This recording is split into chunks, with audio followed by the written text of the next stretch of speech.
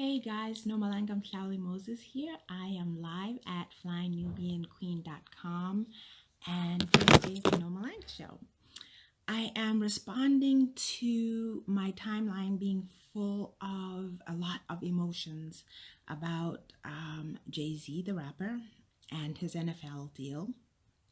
And I'm struggling to understand why people are so emotional about this. Again, if you're just joining us, this is the Nomalanga Show. We're live at flyingnubianqueen.com.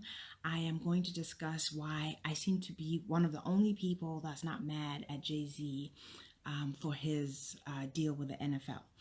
My full disclosure is that I'm not even completely sure what the deal is, okay, with the NFL. But I have some thoughts on it regardless, and my thoughts are more on us as a people and how we're responding to his deal as a people. Jill, good morning. Thank you for joining me. The reason why I'm doing this live is because, like I said, I seem to be one of the only people who's really not mad at Jay-Z for making a deal, which of course will be financially lucrative for him, whether it's directly or indirectly with the NFL. So I have a few key points that I want to share. Please engage. I know that some people are extremely emotional about this because they feel like he sold out. They feel like he betrayed them or he betrayed us. I would like you, if that's how you feel, to tell me so that I can clearly understand where you're coming from, because right now I don't. But anyway, I want to tell you a quick story, which, if you listen carefully, is very related to this. A few years ago, we were having an event at my parents' house, and a couple of my relatives, or a couple of our relatives, got into a disagreement, which turned into an escalating argument, or what we call a quarrel. And my father called the two of them, and he had a talk with them, and I happened to be in the room as he was talking to them. And one of the things my father said was that he spoke about himself, and he says, "Pay attention to me." He says, I don't quarrel with my wife, I don't quarrel with my siblings, and I don't quarrel with my children. And he said, because these people are my first line of defense. Are my line of defense. He says, my first line of defense is obviously me. My next line of defense is, my wife, my children, so my immediate family. And then another level of defense is going to be my siblings, my extended family, my friends, and so forth. And maybe he may have put the siblings in with the second, whatever. The bottom line was, he said, the people that you're with are your people, and they are your line of defense. And it's counterproductive to be arguing with these people. So the reason why I'm telling this quick story, guys, is because the first thing that I realized when I saw this story about Jay-Z, and this is what I've been saying about him, is I said, as a man, a married man, he has two obligations, okay? As a black man in America, he has two, major obligations. The first is to his family, his nuclear family, and then the second is to his extended family, which is the whole community, or the black community, and the people who see him as a role model, the people who he helps, and so on and so on. So there's two things. What I was aware of was, it seems like there's no tolerance amongst our people for a person to take action which benefits his nuclear family, which, believe it or not, comes before the rest of us, the rest of the community. Now, should he do things that are detrimental to the community as a whole, in the process of taking care of his nuclear family? Of course not, right? And I think that's what people are complaining about. But stay with me, okay? But understand, he has two responsibilities, okay? And when he makes decisions, he has to consider those two responsibilities. The first, again, is to his wife and his children and his family who depend on him, and they depend on him financially, so he has to make financial decisions that will benefit them, that will benefit his family for generations, okay? Then the second is, he does have to consider his community, okay? That's why I was talking about your defense. It's like you don't only have one level of defense, you have several levels, okay? So that's why I was trying to make that. Renee says, good morning, sister. Good morning to you too. That's basically is the second point, is you have obligations. Some DJ says, yeah, but he's already a billionaire. His family is set. But you don't get to determine how much money he needs. See, it's not up to us to decide, well, you have $1 billion and now that's enough. We don't get to decide that for him. He gets to decide that for himself. And we get to decide how much is enough for us. See how that works? It's the same thing with eating. When you're eating a plate of food, sometimes people will say, well, that's just too much. But you don't know my stomach. You don't know what satiates me. You can't speak for me. I speak for me. See? See how that works? And the thing is, again, a lot of times people only think about things within the context of themselves. Well, if I had a million, that'd be enough. If I had $1 billion, that'd be enough, or whatever it is. But we don't get to decide for other people. Diana, good morning. She's from Florida. DJ says, that's true, I agree. DJ, I've seen you here on before, and you're usually, more firm on your points. You gave in pretty easily today. So guys, the first point I wanted to make was talking about our lines of defense.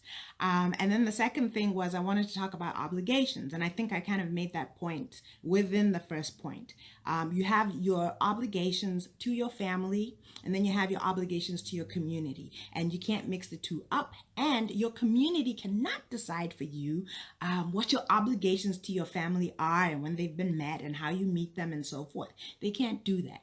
The most you can do, my friends, is decide that you don't like his decision in this particular regard and then stop supporting him. But you don't get to be on the sidelines and tell him what decisions he should be making for himself and for his family. Okay? If he has a lot of money and you don't like what he's doing with his money, you don't get to decide for him. Eric Edison says he's continuing to build an empire for his children. And that is one of my points, Eric. Yes, he is. Now, we don't know at this point if Jay-Z is wealthy. We just don't know. Okay. He is a man who came out of poverty and he amassed a lot of money.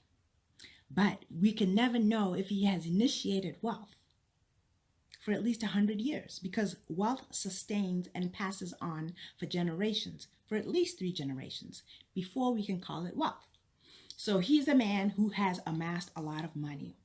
And I saw a comment from one of my Facebook friends, Montoya, saying, he's trying to explain to me. He said, for a lot of people who grew up the way he grew up, maybe came from a humble background. Yes, we do see him as a role model. We see him as somebody who came from a humble background and was able to make it. So yeah, we do feel like he betrayed us because we looked up to him. But again, guys, that was your choice, and you have the choice again to change that. Okay. DJ says, I can't argue with that on that because you're right. Oh, well, thank you. Alex Glover says, good morning from Virginia Beach. Good morning. Okay, so the third thing that I wanted to discuss, guys, was why did we put this man on a pedestal? That's another thing that I'm struggling to understand. Full disclosure, I don't listen to rap. I don't keep up with the hip hop culture. I didn't grow up with it. So it's pretty foreign to me, but I have been a social commentator for almost 10 years now. So I do know key people in the Black community, specifically in the United States of America. Okay. But I will say the things that I know about Jay-Z are this. I know that he was, or it's said, allegedly, he was a drug dealer. Okay. He grew up, I do know for a fact, because I've heard him rap about it, talk about it, that he came from the Marcy Projects. I think it was in the Bronx or somewhere in New York City. That much I know. Okay. So I know that he came from the projects. I know that he comes from humble beginnings. I also know, well, I don't know this for a fact, but I've heard that he was a drug dealer and that's how he pulled himself out of poverty. And then he was smart enough, I might even say brilliant enough, to convert the money that he made, allegedly, illegally, into legal money, right? He started rapping, which is perfectly legal. And then he has built several empires from there. And then he married one of the most, or at least what's perceived as one of the most beautiful Black women in the world. And they have children, they're building a family, they're building an empire. And I'll be honest, guys, I've been taken up by that whole, I love to support, encourage, and celebrate Black families. So Jay-Z being married to Beyonce, love it. I celebrate it. It's like you could, Jada Pinkett Smith married to Will Smith, love it, celebrate it, okay? And of course, those are very superficial, maybe surface celebrations, and we need to look deeper at people. But what I'm talking about now is how he ended up being put on a pedestal. I have two sons, and by no stretch of the imagination did I ever think that Jay-Z would be their role model, or any young black man's role model. Not a drug dealer, no, or former drug dealer. Not a rapper. Like I said, I don't really listen to rap or hip hop, but what I've heard of some of his, I remember one year there was uproar because he joked about Eat the Cake anime. And if you've watched the movie, which was Tina Turner's real life story, she was abused by her husband, and that's where that comes from. He was literally abusing her and shoving cake in her face and saying "Eat the Cake" anime, and I don't see how that becomes a rap lyric or something fun. But hey, it is what it is, right?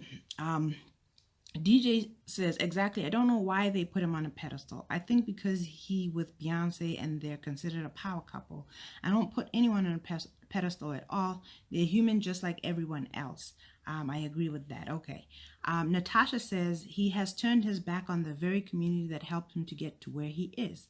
So we should stop supporting people that make it big and not give back. Other races don't do this.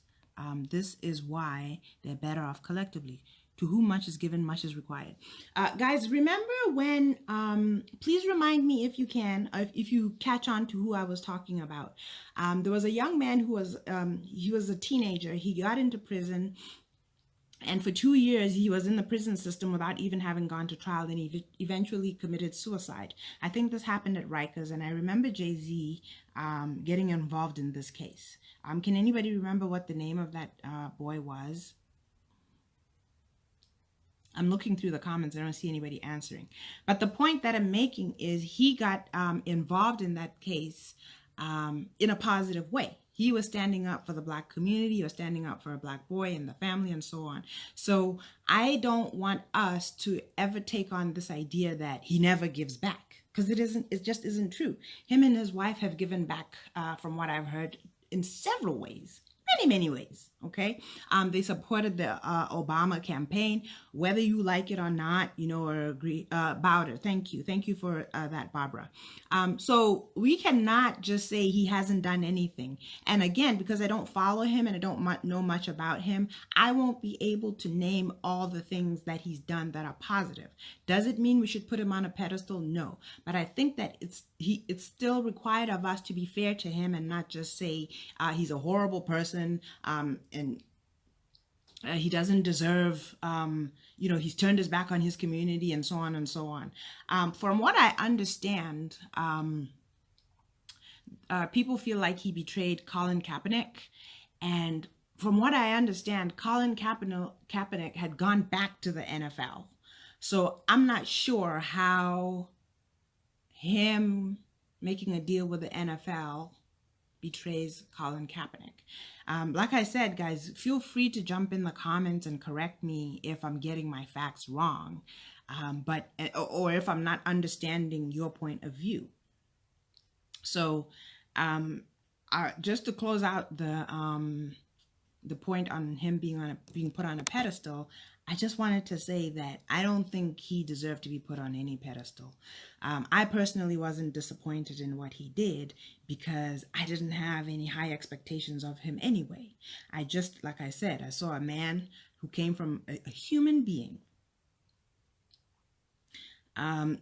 Doris is still cutting him down. She says he was making a Netflix drama for which he was paid.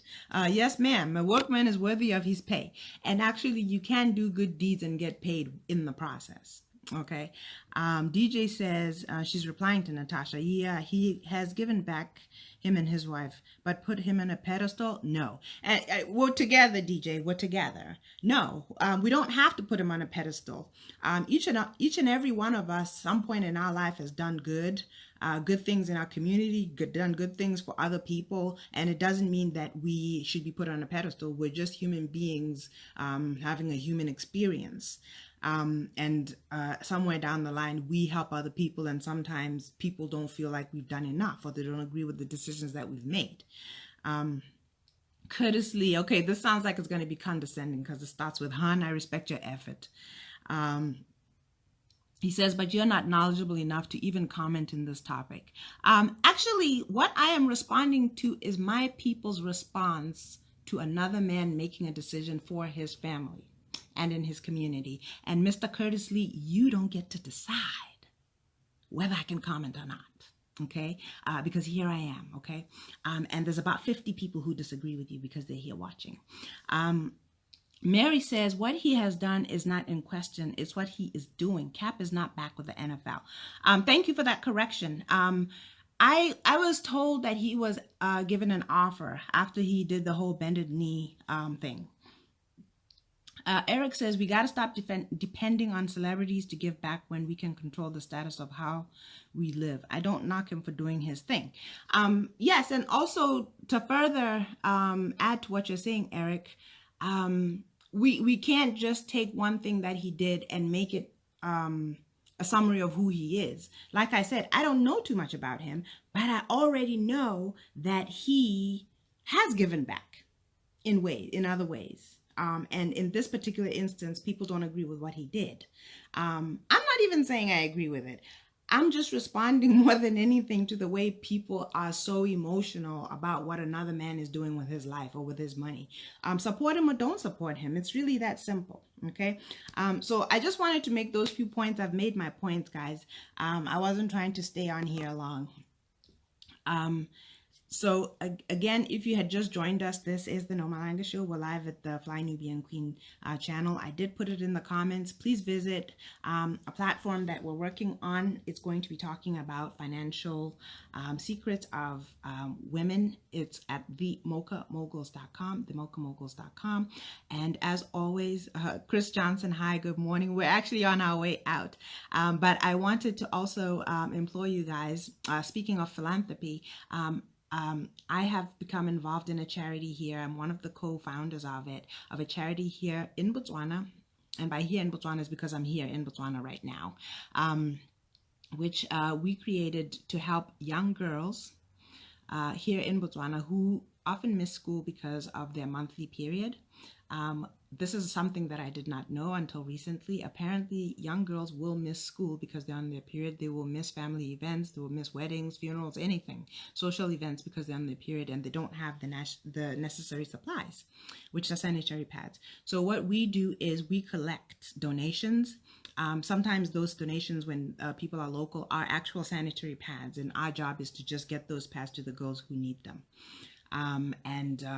Then those who are not able to donate pads can donate in kind. You can go to padsforourgirls.com, padsforourgirls.com. Any amount helps, so please consider doing that. Nedra, thank you for coming on. Good morning. Chris Johnson said, what was the topic? I'll tell you in a minute, Chris, but I want to read Nedra, which might disappear before I said it.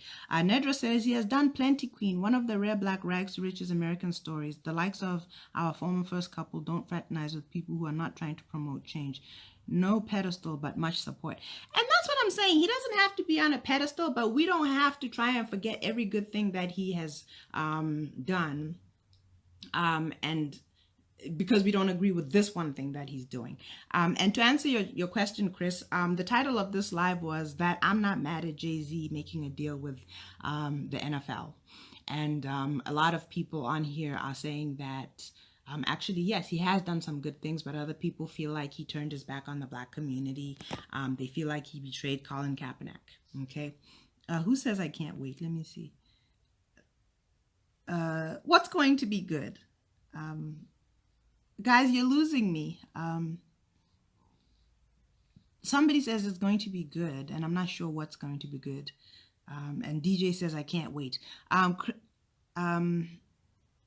DJ, feel free to tell me what's going to be good, because you've lost me somehow. But I wanted to go back to Nedra's comment, and she says he has done plenty. Nedra, if you can, please do drop a comment and tell us what it is that he did, because like I said, I don't know too much about him. There's a man on here said that I shouldn't comment because I don't know, but I chose not to take his unsolicited advice, even though he called me hun. DJ, I'm waiting to hear. Okay.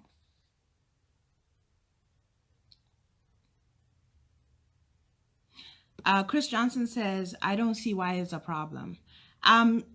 Maybe your timeline looks different, but I'm seeing some emotional meltdowns with people.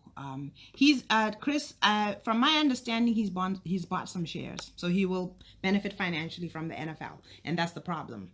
People are saying he's a sellout. If you remember when Colin Kaepernick first started taking a knee on behalf of police brutality, specifically, or at least the victims of police brutality, specifically black men, started taking a knee because of that. A lot of people felt that because he did that, they would join him and also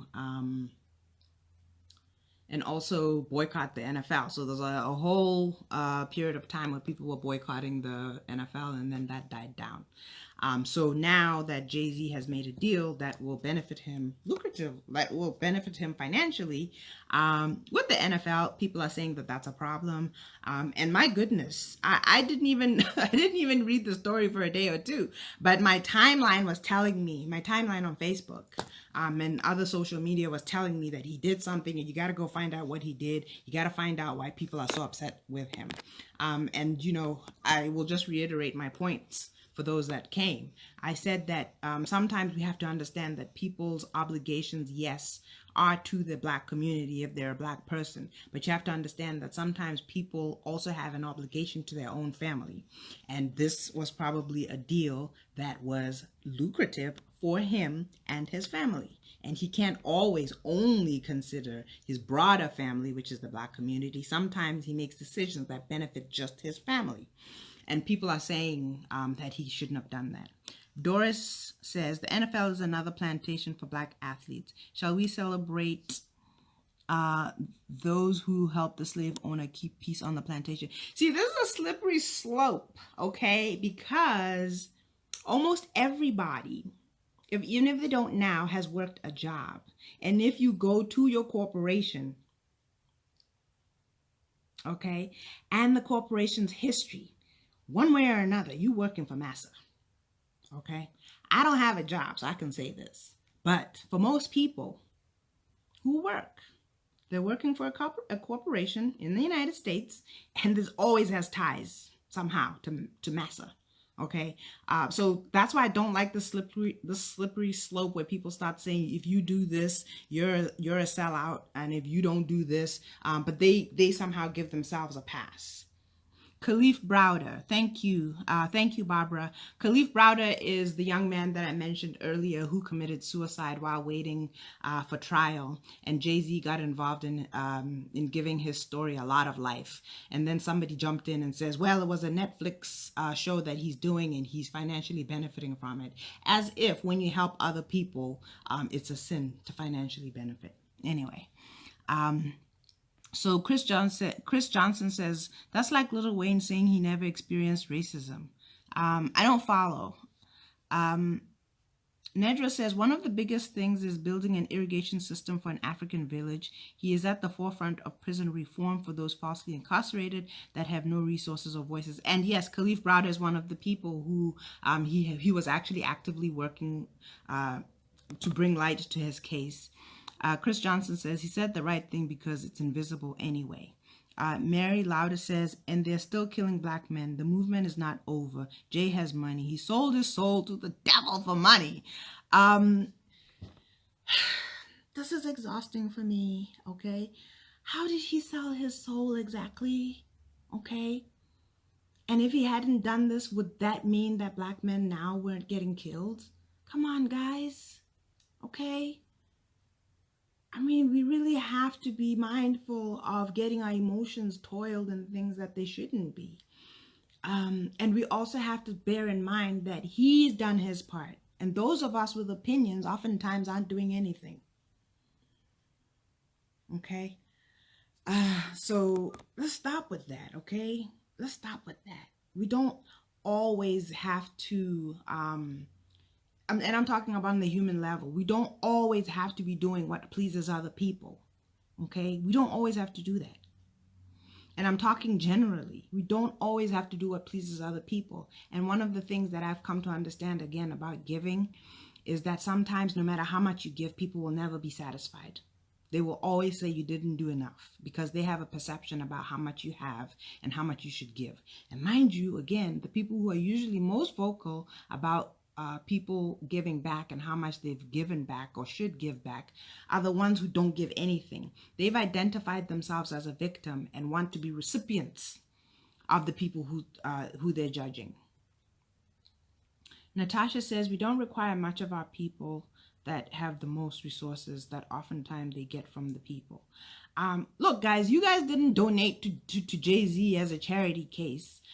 He produced something that you saw value in and you bought it, and that built his empire. Okay, I remember there was something like Rockaware, so he had like a clothing line. I know he's a rapper. He has done things that he has been compensated for. Y'all didn't do him any favors. He worked and he got his money. Okay, so please stop.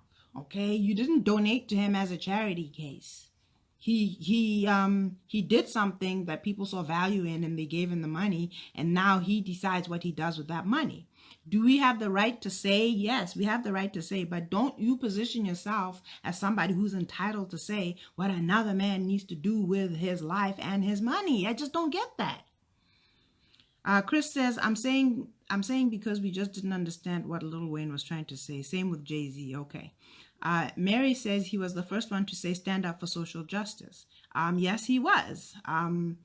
Again, like I said, I remember him talking about mass incarceration and actually doing something, not just talking, doing something.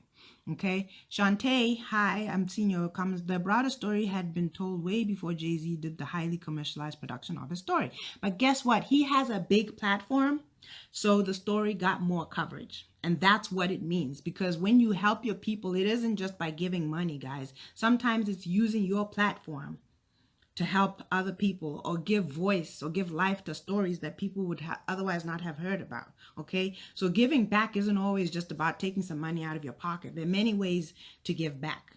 When you have a big platform and you shed light on things that people are otherwise ignoring, that is still giving back to your community, and we don't get to dismiss that. Okay. But like I said, guys, this wasn't meant to be a long conversation. As somebody rightly pointed out, I don't know much about this case, but I wasn't really trying to talk too much about him. I just wanted to make a few points in general that, guys, collectively as the Black community, we have a way of sometimes being entitled and positioning ourselves as victims all the time, and I think that needs to stop. So I made some points. I won't make them again. If you're just joining us, you can watch the replay. Jill says, we really don't know Jay-Z on a personal level. That's correct. We only know what the media is showing us. He's a husband and a father, and his family would come first. That's what I said in the beginning. I said, as far as I know, he's married to Beyonce, and he has been a husband and a father in the limelight. To us, that looks like a good husband and a father, and people are trying to dismiss that. One of the things that we really need in the Black community are good husbands and good fathers who stay married to their wives and take care of their children. That's one of the most basic and fundamental things that will help us survive as a people, and he is one of those people. And I said it earlier that it's a little superficial, a little surfacey, because we don't know much about it, but I absolutely always celebrate Black couples. Okay. She said, I'm still reading what Jill said. She says, he made the choice, and I hope this choice doesn't hurt him and his family. It won't, because there are going to be people who disagree with him, but there are people who are going to ride with him regardless, okay? If people can ride regardless with Donald Trump, people will ride with Jay-Z regardless, okay? Maybe his goal is to get into the NFL so that he can help other people by bringing them on the fold. Time will tell. And that's true. Time will tell. Okay. DJ replying to Shantae, yeah, but Jay-Z brought more light to that story because of his platform. That's basically what I said, DJ. I said he had a bigger platform. I personally didn't know anything about that case until Jay-Z said something about it. Okay. Natasha, so collectively we are wrong. Maybe there's something to it. Maybe we need to dissect why we feel this way. That's another live for another day, but yes. There's some points to be made to what you're saying, Natasha. Okay. Mary, it's because of the love of the people that brought his success. It's called selling out. Uncle Roland can explain it better. Okay, I respect how you feel. Like I said, guys, I wasn't trying to stay on here long. I think I've said goodbye about 3 or 4 times, so this is the last time I'm going to say goodbye. Again, please subscribe at flynubianqueen.com if you haven't already. Please text the word queens to 31996, and when you do that, you'll get alerts when any of the queens are live here at Fly Nubian Queen. And then last, well, not last, please go and visit the Mocha Moguls. We're working on that platform to bring Black women information and a lot of content about financial success. I'm really excited about it because my M3 brand, marriage, motherhood, and money making includes money making. So I'm always excited about that. And then the last thing, guys, I'm always imploring you to please support our charity. It's called padsforourgirls.com. So far, we've only started in Botswana, which is an African country. Young girls need sanitary pads every month. We're supplying young schoolgirls in Botswana free pads, and the ultimate vision, of course, is to go into other African countries and support our girls. So please go to padsforourgirls.com. Thank you guys for watching. It's been a pleasure, and I will see you next time.